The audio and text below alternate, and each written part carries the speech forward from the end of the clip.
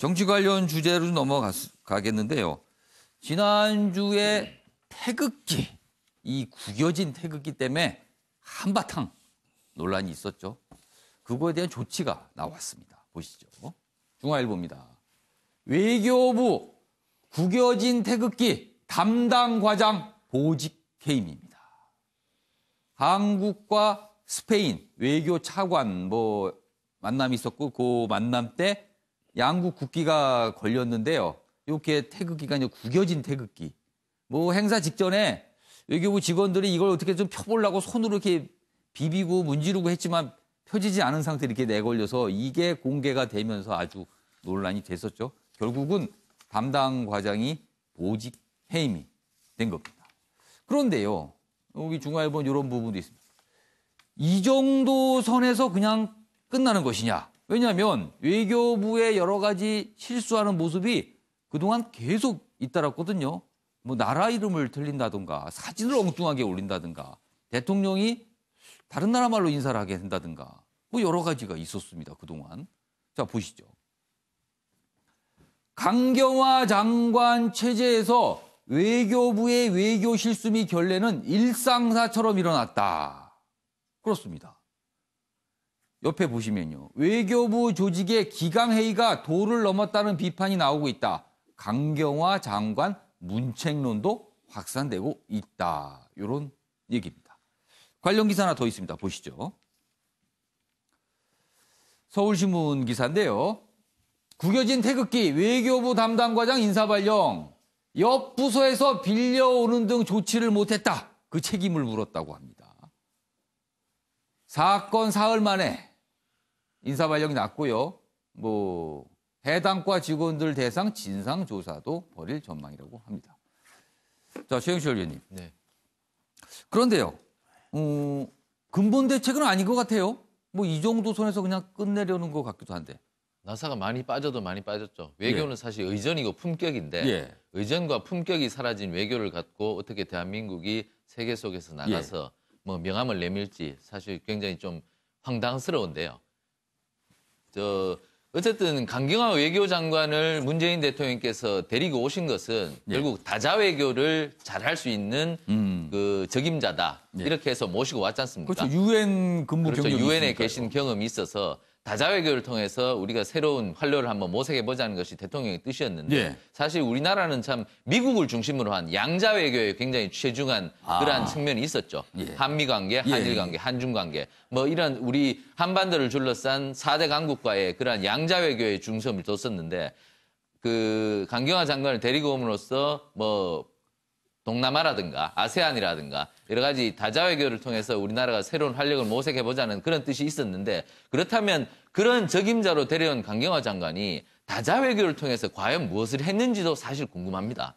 아세안에 가서 수많은 그 외교 활동을 했지만 그러면 거기서 어떤 결실을 얻었는지 거기에 대해서 무언가 결과물을 내놓을 수 있는지 사실 국민 앞에 사실 부끄러운 지경이고 그러한 것이 없었다면 그러면 또 양자 외교는 무엇을 했는지 이렇게 비틀어진 한일 관계 그리고 한미 동맹의 상당수는 균열이 예상됐다는 여러 가지 따가운 지적들 이런 부분에 대해서는 무엇을 했는지 묻고 있는 상황에서 구겨진 태극기가 나오니 참 사람들이 황당하고 어떻게 말을 해야 될지 부끄럽다는 전직 외교관들의 목소리가 줄을 잇고 있습니다. 그 부분에 대해서 강경화 장관이 어떠한 말이라도 해야 되는데 그러한 부분에 대해서 말씀도 하지 않으세요. 원래 말이 없으신지 아니면 할 말이 없어서 그런지 모르겠지만 어쨌든 기자간담회를 해서 사과를 하시든지 아니면 기자회견을 좀 열어서 국민을 상대로 좀 사과 좀 하고 설명들 좀 하든지. 그렇죠. 지금 여러 가지 그 외교적 결례가 나왔지 않습니까? 거기에 대해서 말씀을 하지 않고 입을 닫는다는 것은 결국 국민을 무시한다거나 아니면 인사권자에 대한 결례이기도 하죠. 어쨌든 자기가 어떤 목소리를 내든지 책임을 갖고 하는 행동을 보여야지 국민이 우리 외교에 대해서 신뢰를 갖지 이대로 나가서는 우리가 신뢰를 갖지 못할 뿐더러 상대국 어떤 나라도 우리나라 외교에 대해서 신뢰를 주지 못할 겁니다. 사실 그동안 외교부가 실수를 잇따라 했거든요.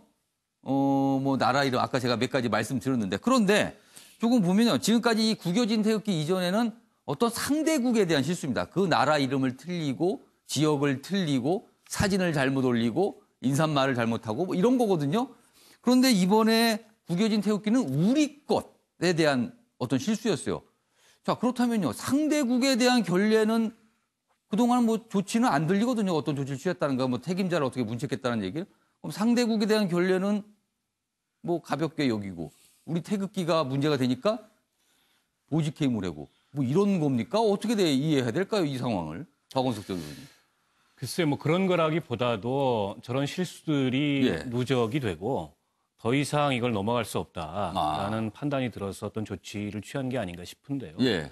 사실은 뭐 변명의 여지가 없는 실책이고 예. 결례들인 거는 맞죠. 때문에 그에 대해서 책임을 묻는 것도 저는 타당하다고 생각합니다만 근데 우리가 그 공직자의 업무 수행에 대해서 책임을 물을 때는 그 실책이나 책임의 크기만큼 문책이 따라야 되는데 이 사안이 과연 장관한테까지 책임을 물을 사안인가. 어떻게 보면 언론들이 지나치게 이 문제를 확산시키는 거 아닌가. 이런 면도 없지 않아 있습니다. 예.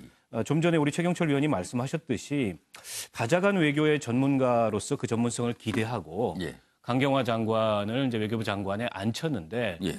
그런 다자간 그 외교의 전문성의 성과가 뭐냐 이 점에 대해서는 분명히 따져 물을 수 있다고 생각해요. 근데 이번에 이제 뭐 크다면 크고 작다면 작은 예. 이런 그 연속된 실책들이 이 장관의 책임이다. 장관의 문책을 해야 될 사안이다라고 예. 한다면 사실은 여러 부처에서 여러 장관들이 문책이 돼야 된다고 생각을 합니다. 그래서 저는 뭐 책임을 반드시 묻고 예. 그리고 좀 흐트러진 예. 그런 외교부의 공직기강을 잡는 건 맞되 예. 이걸 또 정치적으로 지나치게 부풀려서 이 장관이 물러나야 될 사안이다라고 보는 건 좀 과장이 아닌가 싶어요. 그러니까 요 정도 실무자 선의 이런 조치 정도가 적합하다. 재발 방지되도록 해야 되겠죠. 그리고 알겠습니다. 이렇게 인사 발령도 하고요. 그리고 이런 일이 다시 일어나지 않도록 뭔가 좀 다잡는 계기로 삼아야 된다. 이런 말씀이신 것 같아요. 유시한 변호사 할 말씀 있으세요? 한마디만. 예. 뭐 이런 그 국기 예. 관련 실수, 언어 실수, 뭐 표현 실수 이런 것들도 중요하죠. 그런데 예. 더욱 중요한 것은 지금 대통령께서 북핵에 사실상 올인하고 계신다고 평가를 많이 받고 있는데 그렇다면 외교부 장관이 4강 외교에 대해서 대미 외교, 대일 외교에 대해서 독자적인 행보를 좀 해야 되는 거죠. 최소한 대통령을 설득하든가 어떤 보충해주는 역할을 하는 것이 이제 부처장관인데 그 역할이 거의 없어요. 미미하고. 지난번 북미 정상회담 이 결렬될 수 있다는 것도 일본은 알아들었는데 벌써 미리 정보를 어느 정도 파악을 했는데 우리나라는 전혀 그렇지 못하다는 겁니다. 그렇다면 이게 외교 활동, 외교 라인이 정상적으로 가동하냐. 그렇지 않은 것에 대한 책임이 더 크다. 대통령을 탓하고 있을 것만 아니고 외교부 장관이 독자적인 역할을 찾지 못하고 있다. 따라서 역할 부재로 책임을 다해야 되지 않나 이런 생각합니다. 그러니까 장관의 역할 과연 지금 꼼꼼하게 제대로 하고 있는 것인가. 그 부분에 대한 의문이 든다는 말씀이시네요. 알겠습니다.